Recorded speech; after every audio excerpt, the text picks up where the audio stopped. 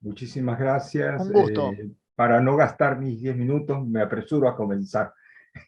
Comienzo por agradecer mucho, mucho, mucho y de todo corazón esta invitación por motivos que se van a entender mejor en lo que comience a hablar. Pero me siento muy, muy emocionado y muy feliz de estar en este momento en contacto no solo con personas que trabajan con personas desplazadas, inmigrantes, sino con hermanos y hermanas migrantes de todo el continente. Y esto se vincula en parte con lo que voy a comenzar diciendo. Quisiera comenzar destacando que yo también soy un migrante.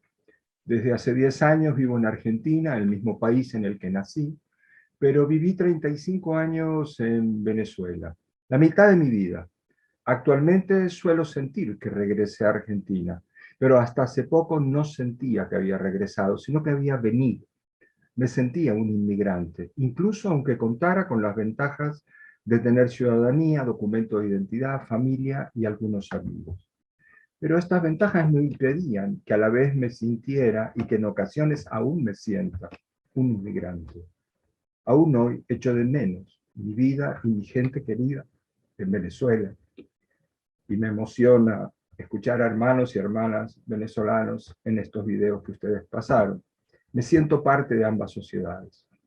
Me permito destacar estas circunstancias personales porque conozco otras personas que viven experiencias semejantes, digamos, de sentimientos de doble pertenencia por efecto de la migración, y porque se vinculan de manera directa con el tema sobre el cual me han invitado a exponer, las migraciones como fuente de enriquecimiento cultural.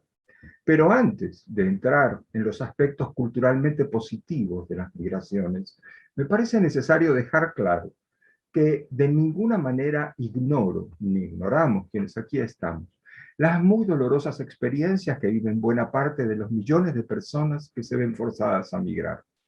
Estas dolorosas experiencias de ningún modo podemos ignorarlas.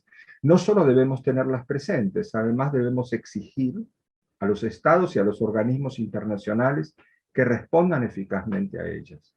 Asimismo, debemos exigir a los medios de comunicación dominantes un tratamiento apropiado del tema.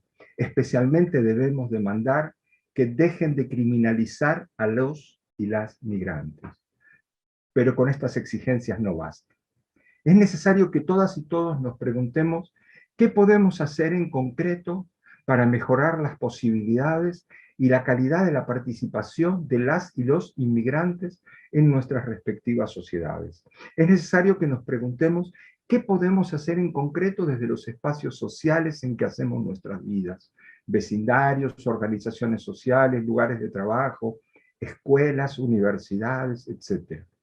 Hacer algo para aliviar las penurias de otros seres humanos es un mandato ético, un signo de calidad humana, y es a la vez una oportunidad de fortalecer nuestra condición humana.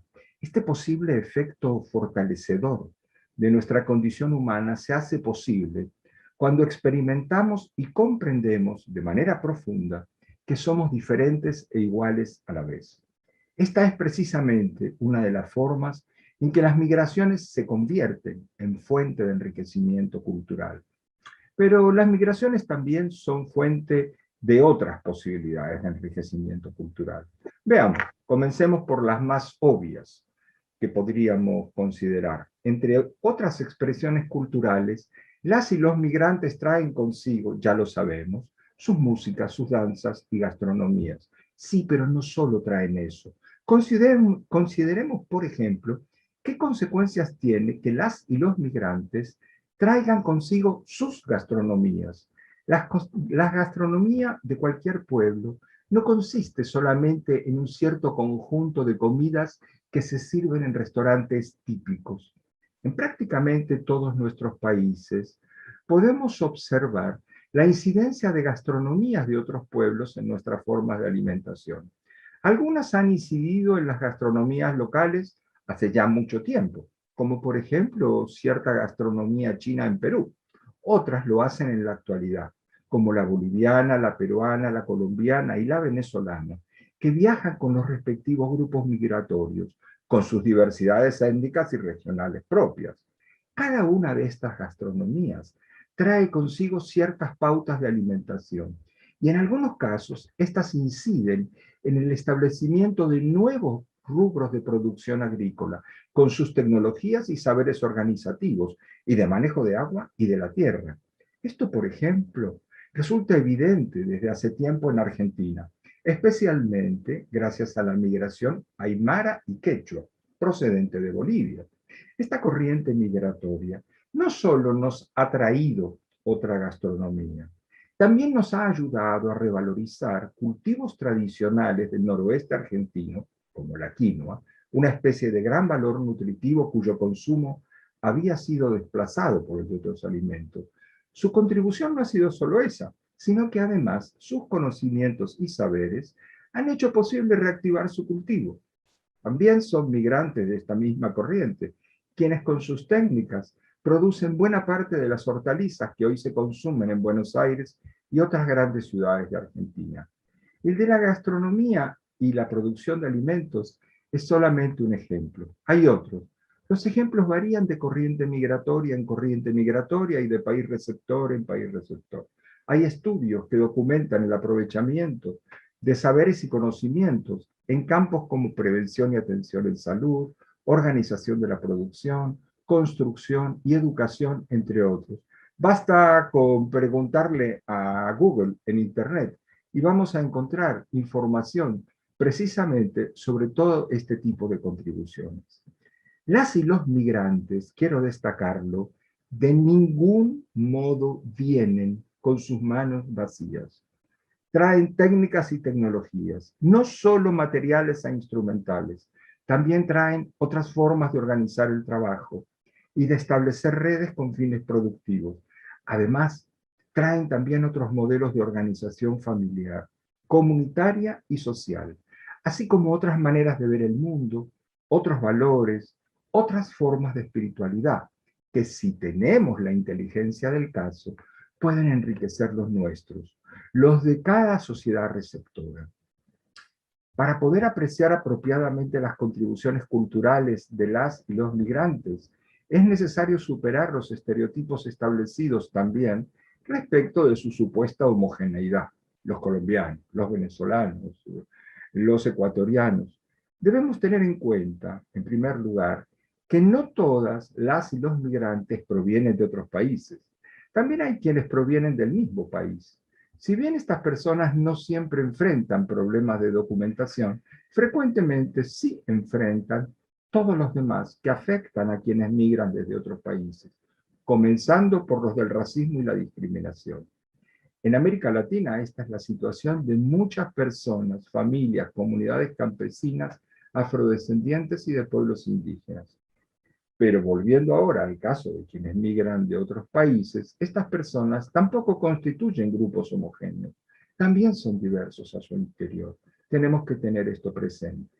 El caso es que estos diversos grupos de personas y comunidades no solo enfrentan problemas particulares, además son portadores de pautas culturales, valores, saberes, conocimientos, lenguas y formas de espiritualidad que según los casos resultan más o menos diferentes de los predominantes en sus nuevas localidades de residencia. Algo más a tener en cuenta. Las y los migrantes no solo se establecen en las grandes ciudades, también lo hacen en poblados pequeños, en áreas rurales y en áreas de frontera. Esta diversidad de nuevas localizaciones también incide en las posibilidades de enriquecimiento cultural que aportan. Pero aún hay más. Las y los migrantes no solo contribuimos nosotros al enriquecimiento cultural de las sociedades a las que nos incorporamos, también contribuimos al de nuestras sociedades de origen y al conocimiento mutuo y al tejido de relaciones entre ambas sociedades y frecuentemente, además, entre muchas más. Porque las y los migrantes solemos vincularnos no solo con gente de la sociedad local, sino también entre migrantes provenientes de diversos países. En este sentido, las y los migrantes frecuentemente nos convertimos en agentes mediadores interculturales de nuestras dos sociedades o más. Llevamos y traemos sensibilidades, valores, conocimientos, saberes y formas de espiritualidad, entre las que acaban siendo nuestras dos o más sociedades de pertenencia. Somos también tejedoras y tejedores de lazos de hermandad. Para concluir, quisiera compartir unas breves reflexiones sobre las que ahora no hay tiempo para profundizar. La presencia de personas migrantes en nuestras vidas nos permite beneficiarnos de vernos envueltos en lo que se suele llamar diálogos interculturales. Pero ¿qué pienso que es mejor ver, entender, como encuentros interculturales profundos?